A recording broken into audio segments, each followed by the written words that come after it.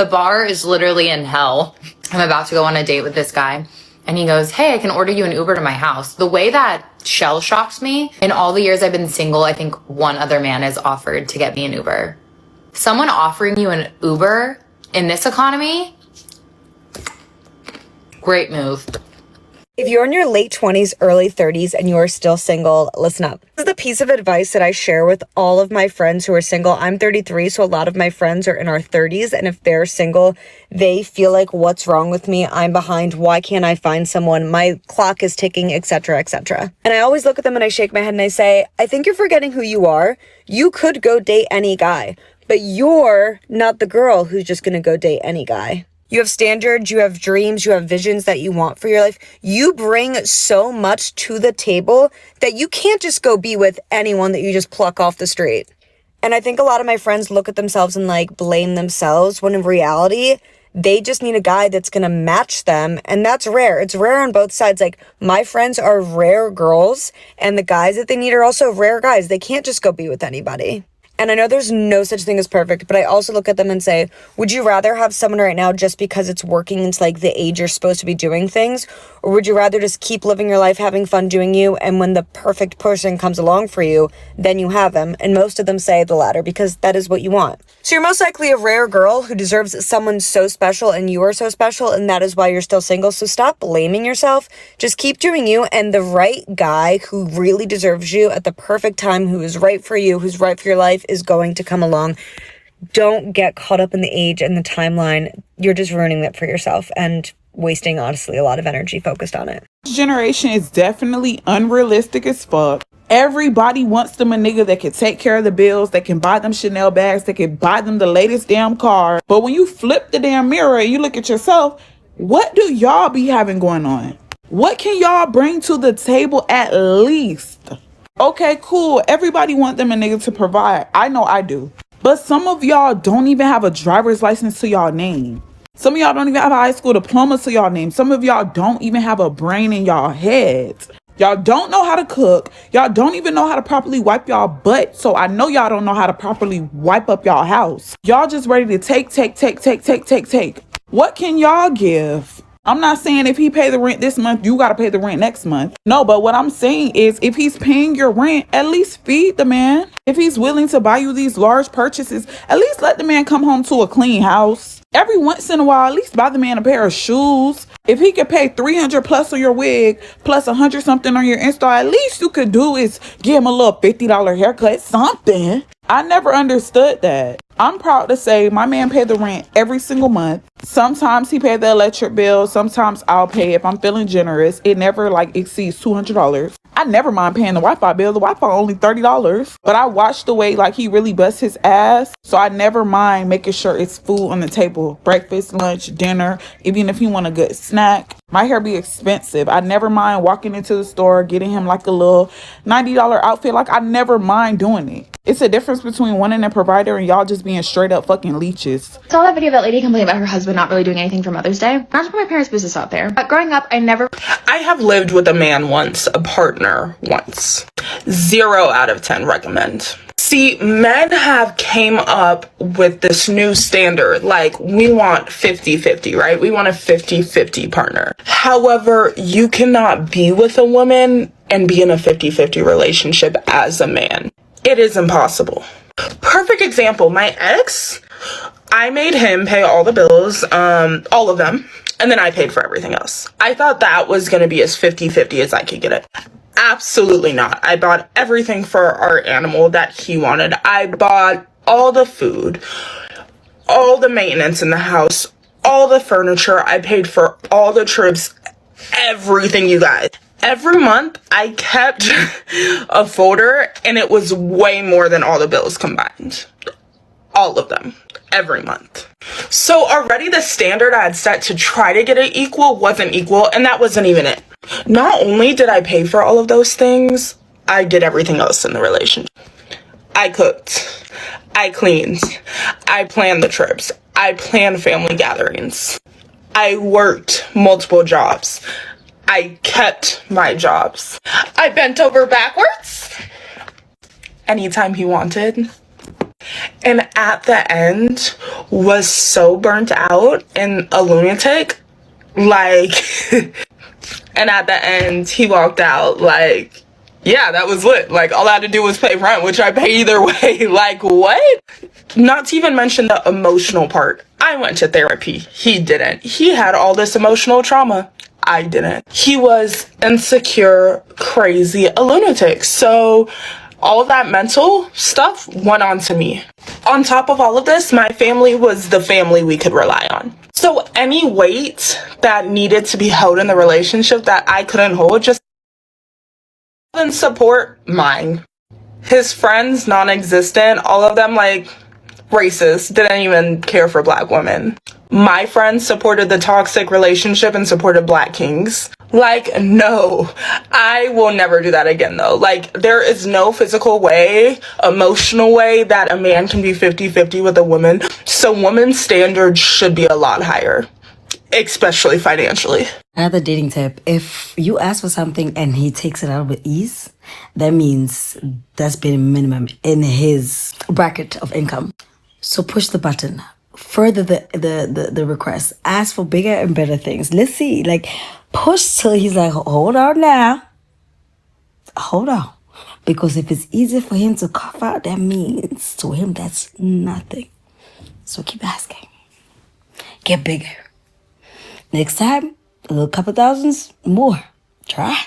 Keep doing it. This is hard to talk about, honestly, but the most difficult thing about being single, I've learned as someone who's recently single, when I'm traveling and I have to go to the bathroom at the airport and I have to lug all of my crap with me to the bathroom, like a suitcase, a little rolly bag, my purse, any snacks or other, it's a lot to drag around, and I just wish that I had someone to kindly watch it for me safely so that I could go pee. It's dirty in the bathroom, there's not all this. I don't need a man. So when you're single, you learn how to do shit by yourself. It's that time of year where it's time to bring in the air conditioners, and I live on a second floor walk up. Fuck that guy. We got this. Let's do it. I don't need a man. I don't need a man. I don't need a man. I don't need a man. Oh, fuck you. Okay.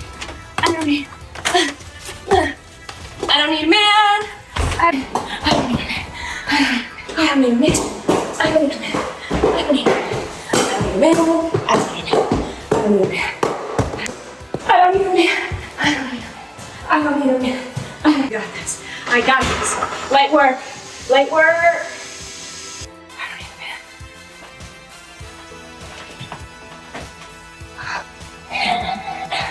I got it.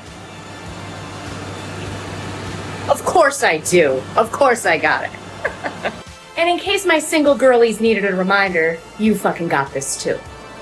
Are you single and does the phrase, it'll happen when you least expect it, piss you off? I totally got you. I was single from 2014 until 2025.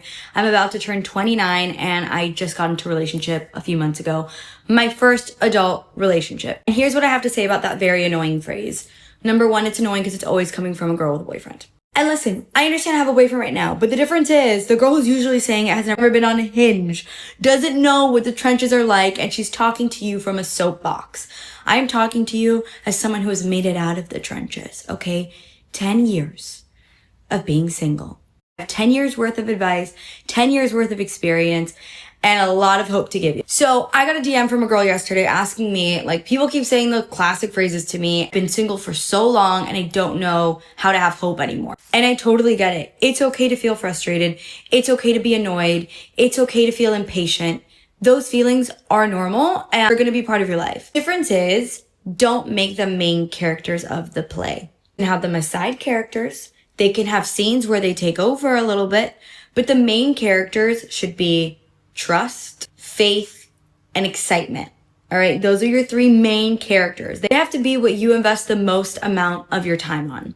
Of course, you can choose to have the other negative qualities as main characters. That's your play.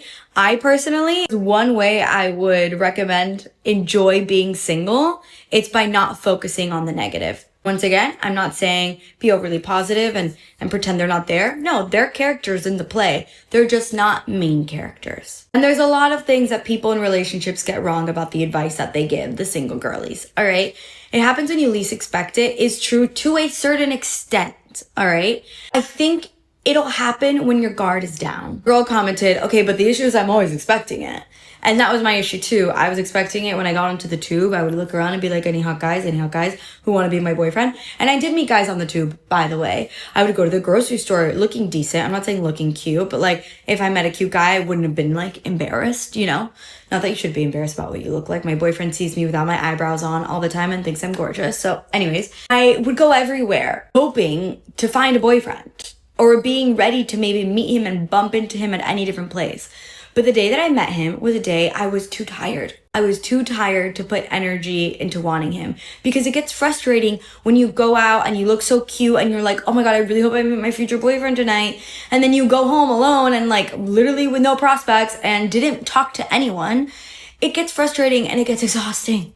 And so at that point, I was a little exhausted that day. And I said, I just want to go to the pub and hang out with my girl. And if there's a cute boy that wants to flirt with me, I'll flirt with him. All right, I'm down to have fun. I have a lot more advice and stories and literally 10 years worth of it. So if there's anything you want to ask me in my DMs or in the comments or anything you want me to talk about, like, I'm here for you. No, I love being single. I do. It's great. It's really fun. Anytime I have to go anywhere, there's nobody to hold my hand or talk me through it or give me support and love. But that's okay because I can do things by myself. I love doing things by myself. It's so much fun. I love being single and you know, I don't have a man. I don't have a man, you know, telling me I look cute and giving me kisses when I want them and you know, laying next to me in the bed and cuddling me and telling me I'm really pretty and you know, but that's fine. That's okay. I'm okay with that.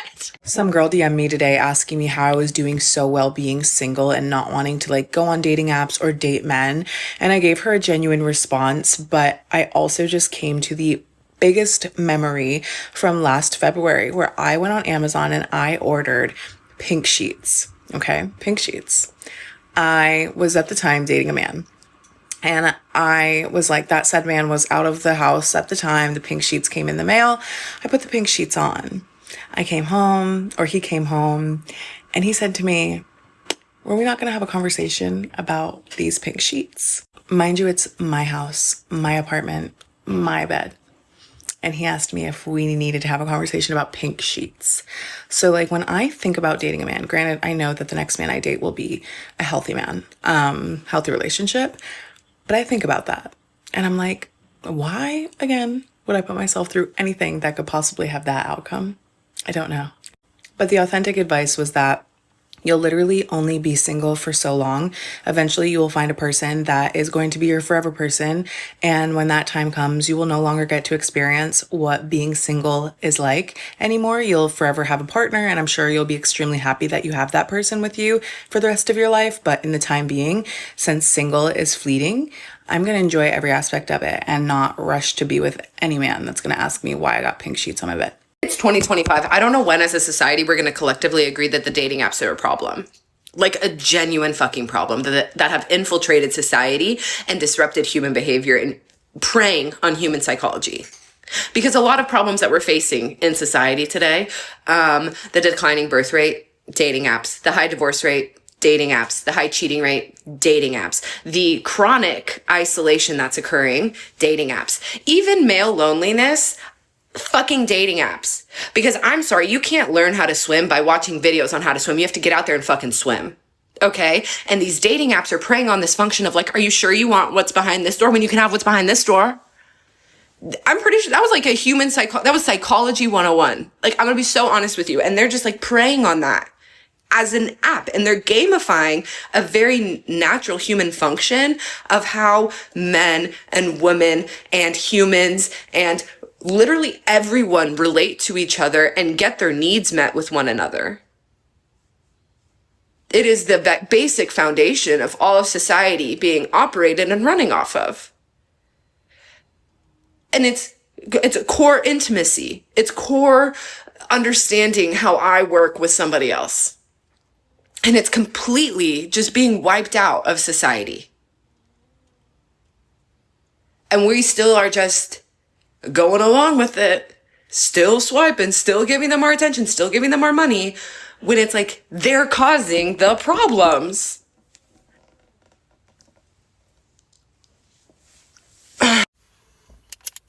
If they wanted to, they would. Except that's not necessarily true, is it? Because there are a lot of reasons why people don't. You know, fear of rejection, vulnerability, insecurity. These are all issues I feel like that could be worked through with simple communication. People are so afraid of being vulnerable these days because somebody from the past has burnt them. And instead of working through these issues that they developed from being burnt, they stumble through life projecting on these issues onto other people and creating these dysfunctional relationships with other people. And I genuinely believe that's why I have such a hard time accepting no response as a response at times, is because there's a reason and I want to get to the bottom of it and I want to work through it because I've been there. But people are just too afraid of simple communication, which ultimately leads to this fear of commitment, is what it all boils down to. It's a hard time to date in 2025.